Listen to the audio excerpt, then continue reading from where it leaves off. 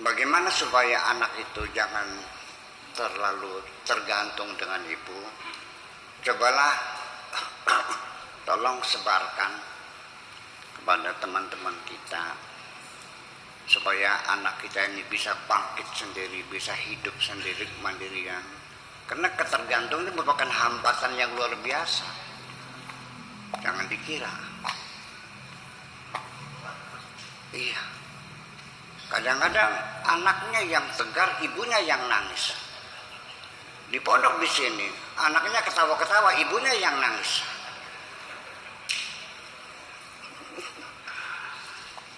Nah, makanya cobalah ke depan, bayi itu jangan tidur di ranjang orang tua, di box di samping. Biarkan tidur berpisah. Kalau nangis pasti kencing, ganti popoknya, biarkan dia tidur sendirian. Nangis lagi, oh berak, ya dibersihkan lagi, tidur lagi. Nangis lagi, lapar, ya susuin sambil diberdirikan. Jangan pernah menyusui bayi sambil tiduran. Iya, nanti susunya ngumpul di hidung sini. Sedak namanya tuh. Setelah selesai menyusu, jangan dulu tidurkan, nunggu sampai sendawa dulu atau namun bahasa Sunda terlap, nunggu sampai salah berhalaknya sampai itu. Kemudian sampai dia bisa berjalan, jangan terlalu banyak, jangan terlalu protected. Ya, biarkan berjalan. Jatuh jamaklah, kecuali sangat berbahaya ya di dapur, lagi goreng ini jangan sampai narik wajan lagi minyaknya lagi mendidih, itu aja. Seperti itu. Kemudian dibiasakan, jangan biasakan bepergian diajak anak-anak itu.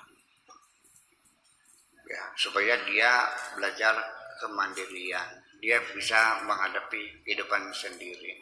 Kalau dia sudah bisa makan sendiri, sudah biarkan makan sendiri. Jangan dimanja didulangi. Disuapin. Ini orang tua dikiranya pakai sayangnya, itu merugikan anak-anak. Sadar nggak bahwa kita bersalah melakukan itu? Iya. Makanya lihat, saya melihat sendiri di Belanda, di Inggris, ibu belanja, anaknya pakai roda, ditaruh di pojok, dia bermain-main dengan boneka di depannya itu, ibunya belanja, nggak ada yang nangis. Kalau di sini paling setiap hari melihat anak nangis di jalanan. Ya,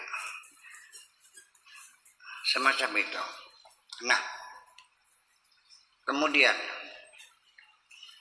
keberhasilan kita dalam hidup mencapai tujuan bukan hanya keilmuan, bukannya fasilitas, tapi juga kemampuan kita menahan nafsu kita. Banyak kita hidup ini gagal karena tidak mampu menahan nafsu. Dan kemampuan sendiri juga terbatas.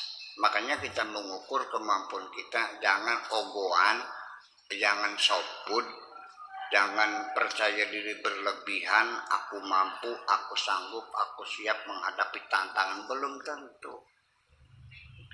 Saya mengukur diri saya bisa akan mempertahankan kejujuran hati saya. Ketika saya mengelola uang 1 miliar, 2 miliar, katakan sampai 100 miliar, insya Allah saya kuat. Tapi kalau 100 triliun saya nggak yakin kok. Betul nggak? Saya menghadapi godaan carningkem, tersingkem, karton, insya Allah saya bisa bertahan. Tapi kalau yang menggoda saya Monica Lewinsky, saya nggak tahu. Mana tahan. Nah, itu. Ya, sebabnya kita tidak mencapai tujuan karena kita tergoda di tengah jalan. Iya kan? Itu tenggelam di lautan dunia ini, kita sudah tidak berdaya melawan ombak dan arus yang besar itu, terseret kemana-mana. Nah, salah satu yang membuat kita ini menjadi punya kepribadian yang kokoh, kalau punya cita-cita itu kuat, tidak bisa dibelokkan, tidak semua orang begitu. Karena kita juga sejak kecil punya potensi yang berbeda. Nah, dalam satu penelitian tentang kepribadian anak itu bagaimana, namanya eksperimen Marshmallow. Itu ibaratnya satu makanan, marshmallow itu makanan, disuguhkan di atas meja 10 anak-anak, situ anak-anak kecil. Kata yang punya si marshmallow ini, tunggu anak-anak, jangan dulu makan, tunggu nanti saya akan datang lagi bawa makanan kue yang lebih enak lagi. Pergi. Sengaja agak diperlambat sedikit. Tapi ada CCTV dipantau, ternyata nggak ada yang sabar melihat makanan sedap nih, nggak bisa bertahan, langsung berebut. Dari 10 orang itu hanya 2 anak yang bertahan, dia menunggu instruksi. Paham nggak? Kamu juga nggak bakal tahan menghadapi hidangan yang begitu menggoda dengan bohongnya yang aduhai. Percaya nggak? Terjadikah pertarungan dalam dirimu antara ingin menjaga kesetiaan dengan istrimu? Kenapa kalah? Disitulah kepribadianmu sangat lemah sekali.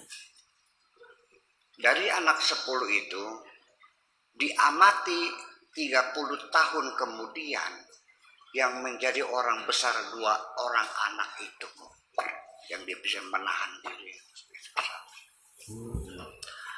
Makanya masalah larangan dan perintah Tuhan itu anggap saja seperti marshmallow. Udah, kalau jangan maksa. Gitu. Nah, ini perlu adakan latihan sejak kecil. Anak itu sering diuji coba supaya terus setiap saat meningkatkan kemampuan dirinya menahan hawa nafsunya.